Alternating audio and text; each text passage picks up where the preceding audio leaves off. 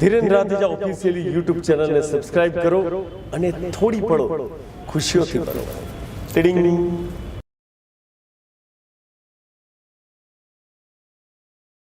हिंदुस्तान के हर नागरिक को बचाने के लिए, आपको बचाने के लिए, आपके परिवार को बचाने के लिए आज रात 12 बजे से घरों से बाहर निकलने पर पूरी तरह पाबंदी लगाई जा रही है.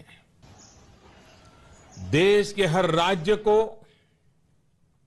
हर केंद्र शासित प्रदेश को, हर जिले, हर गांव, हर कस्बे, हर गली मोहल्ले को अब लॉकडाउन किया जा रहा है.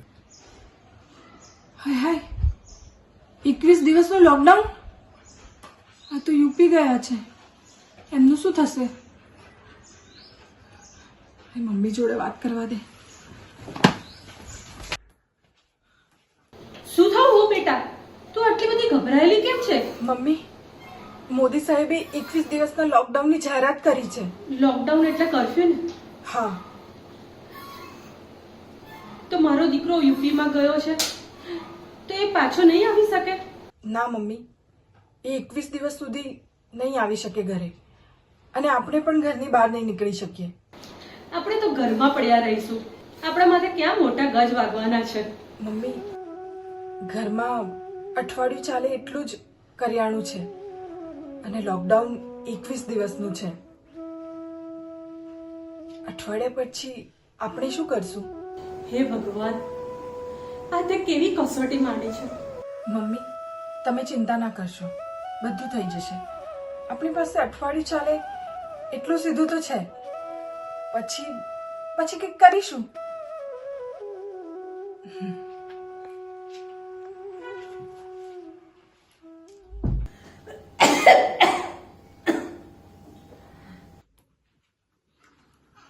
મમ્મી, દાળ નથી, દાળ પતી ગઈ છે, તો ભાત અને શાક બનાવ્યું છે.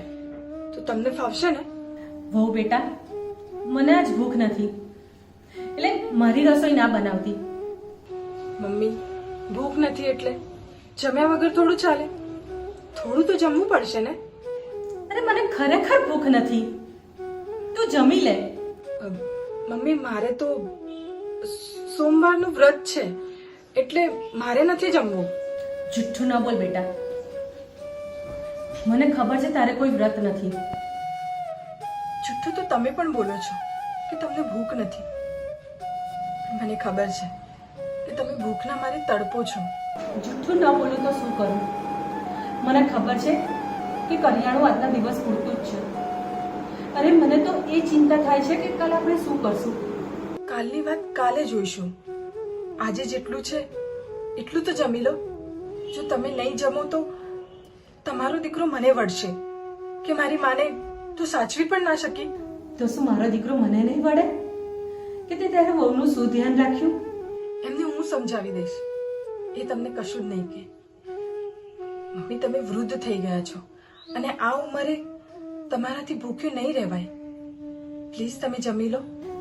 બેટા એક કામ કરને, આ સોનાનો દોરો 2 બંગડીઓ પડી છે મારી પાસે, એ વેચીને તું કરિયાણું લઈ આવ ને. તમે આપેલું 20 તોલા સોનું મારી પાસે છે, પણ અત્યારે બધી દુકાનો બંધ છે, તો એ કશા જ કામનું નથી. હે ભગવાન, તું આ કેવી કસોટી લઈ રહ્યો છે અમારી? છોડો મમ્મી આ બધી વાતો. ચલો આપણે થોડું થોડું જમી લઈએ. હા હા, જમવાનું લઈ આવું છું. મમ્મી, લોકડાઉન બીજા 15 દિવસ વધી ગયું. 15 દિવસ એટલે હજી મારો દીકરો 15 દિવસ સુધી ઘરે પાછો નહીં આવી શકે? હા મમ્મી, હજી 15 દિવસ ઘરે નહીં આવી શકે, અને હવે તો ઘરમાં અનાજનો દાણો પણ નથી. હવે આપણે શું કરીશું? બેટા, પાણી પીને દાણા કાઢી નાખીશું, બીજું થાય શું? ભગવાને જે આપણી કસોટી માંડી છે ને, એમાંથી પાર તો ઉતરવું જ પડશે ને. મમ્મી, પાણી પીને કઈ ભૂખ ના ભાંગે, અને ક્યાં સુધી ખાધા વગર ચલાવીશું? બીજું થાય શું? ભગવાને જે આપણી કસોટી માંડી છે ને, એમાંથી પાર તો ઉતરવું જ પડશે ને. મમ્મી, એક રસ્તો છે. આ કપરી પરિસ્થિતિમાં ઘણી બધી સેવાભાવી સંસ્થાઓ ખાવા પીવાની જરૂરિયાતની વસ્તુઓ લોકો સુધી પહોંચાડે છે. આપણે પણ એમાં નામ લખાવી આવીએ. નહીં બેટા, આપણે માંગેલું નથી ખાવું, એવા ઓસિયાળા બનીને નથી જીવવું. તમે સમજતા કેમ નથી? આને માંગ્યું ના કહેવાય. અત્યારે ભલભલા લોકો આવી સંસ્થાઓના આધારે નભે છે. બેટા, આપણે એવા કંગાળ નથી કે આપણે કોઈના આશ્રિત બનીને જીવવું પડે. મમ્મી, અમુક વખતે એવા સંજોગો આવી પડે છે. ભલભલા લોકોને સંજોગો સામે ઝૂકી પડવું પડે છે. પણ બેટા, આપણે કોઈ દી કોઈની સામે કદી હાથ લાંબો નથી કર્યો, અને આજ પેટનો ખાડો પૂરવા હાથ લાંબો કરવો પડશે. સંજોગો માણસને લાચાર બનાવી દે છે. મમ્મી, જ્યારે બુરો સમય આવે છે ને, તો રાજા મહારાજાઓ પણ ધૂળ ચાટતા થઈ જાય છે. તો આપણે શું ચીજ છીએ?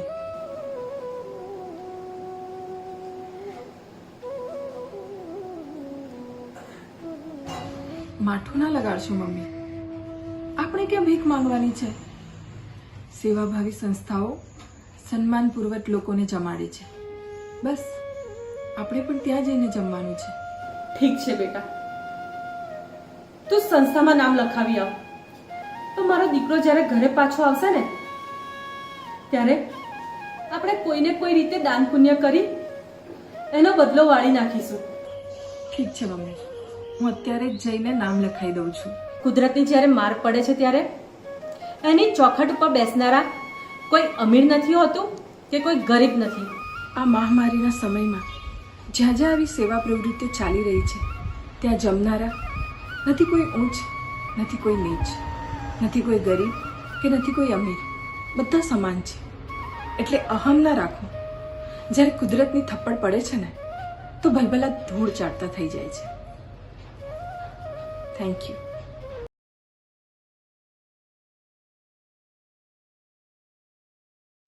મયુર કેટલો ખડૂસ માણસ છે. 10 વાગ્યાનો ટાઈમ આપ્યો તો 11 વાગ્યા, અને ફોન કરું તો પણ સ્વિચ ઓફ આવે છે. કરું તો કરું શું, અને જઉં તો જઉં ક્યાં?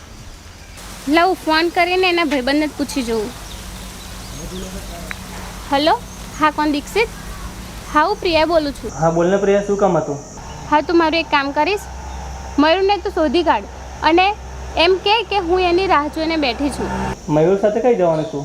જો તું મારો બેસ્ટ ફ્રેન્ડ છે એટલે તને કહી દઉં છું કે હું અને મયુર બેઉ ભાગી જવાના છીએ. અચ્છા, એટલે તું મયુર બે જણ ભાગી જવાના છે એમ? તો હું શું કરું? મયુરના પપ્પા મારા લગ્નની ના પાડે છે. તારા મમ્મી ઘરે બીમાર છે, મરમ પથારે પડે છે, તું એમને છોડીને જતી રહીશ? મને ખબર છે દીક્ષિત કે મારી મમ્મી બીમાર છે, મરણ પથારીએ છે, તેની સેવા કરવાવાળું કોઈ નથી, પણ હું શું કરું? જો અમે ભાગી ના જઈએ તો એના પપ્પા એના માટે બીજી છોકરી જોવા જવાના છે, એટલે આજે જ અમારે ભાગી જવું પડશે. સારું, આના ઘરે જઈને સમાચાર હું આપું છું. આખી વાત એમ છે કે આ મેડમનું નામ છે પ્રિયા અને એમના લવરનું નામ છે મયુર. હવે આ મેડમ એમની મમ્મી બીમાર એમને છોડીને એમના લવર સાથે ભાગવા તૈયાર થઈ ગયા છે, પણ એમને ભાગવા દેવાય નહીં, નહીતર બિચારી એકલી માનું શું થાય, શું હાલત થાય એમની. કંઈક તો કરવું પડશે.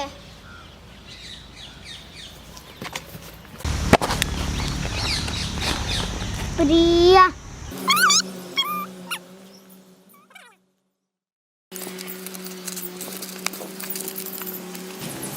ચિઠ્ઠી તો લખી, પણ મેડમને ડાઉટ તો નહીં પડે ને મારા અક્ષર પરથી?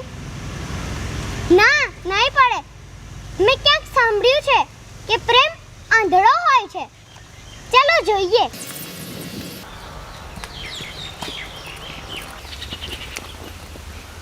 દીદી, તમારું નામ પ્રિયા છે? એક અંકલ હતા ને, એમને તમારા માટે આ ચિઠ્ઠી મોકલી છે.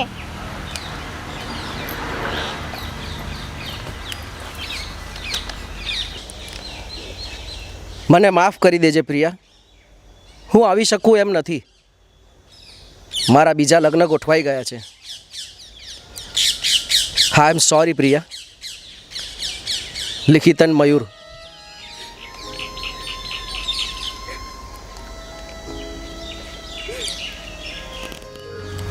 દગાબાજ, તે મારી સાથે આવું કર્યું? હું મારી બીમાર માને છોડીને તારા ભરોસે નીકળી ગઈ હતી અને તું ફસકી પડ્યો. પણ જે થયું એ સારું થયું. ભગવાને મને બચાવી લીધી.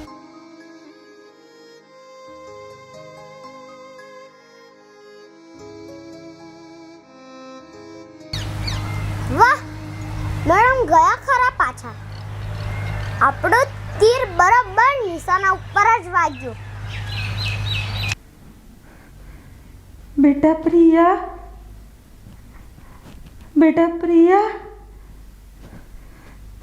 મને પાણી પીવું છે, મને તરસ લાગી છે. 2 કલાકથી બૂમો પાડું છું. પ્રિયા બેટા, મને કોઈ પાણી આપો. મને પાણીની તરસ લાગી છે બહુ. મને પાણી આપ પ્રિયા.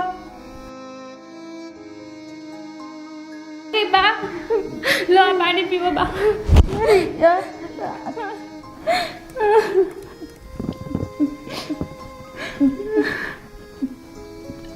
લો બા. પ્રિયા બેટા, હું 2 કલાકથી પાણી કરતી હતી. મારું કોઈ નતું સાંભળતું. તું ક્યાં ગઈ હતી? ના બા, હું બજારમાં શાકભાજી લેવા માટે ગઈ હતી.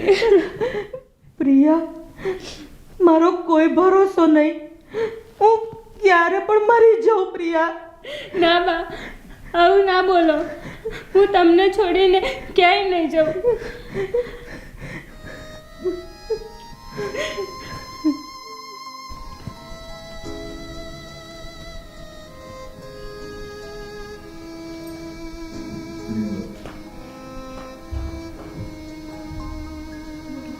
પ્રિયા બેટા, હા માં. કોનો ફોન છે? માં, મારી બેનપણીનો ફોન છે. હું આવું. બેશરમ, તને શરમ ના આવી? વિશ્વાસ આપીને વિશ્વાસઘાત કર્યો. તું તો ચિઠ્ઠી મોકલાવીને છટકી ગયો, પણ મારી શી હાલત થઈ તને ખબર છે? મેં કોઈ ચિઠ્ઠી મોકલાવી નથી. હું તો તને મળવા આવ્યો તો.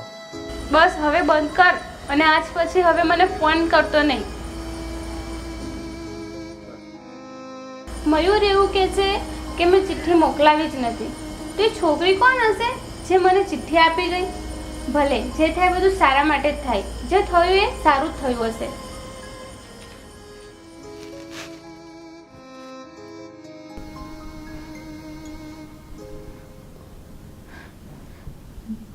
શું કહેતી હતી તારી બેનપણી?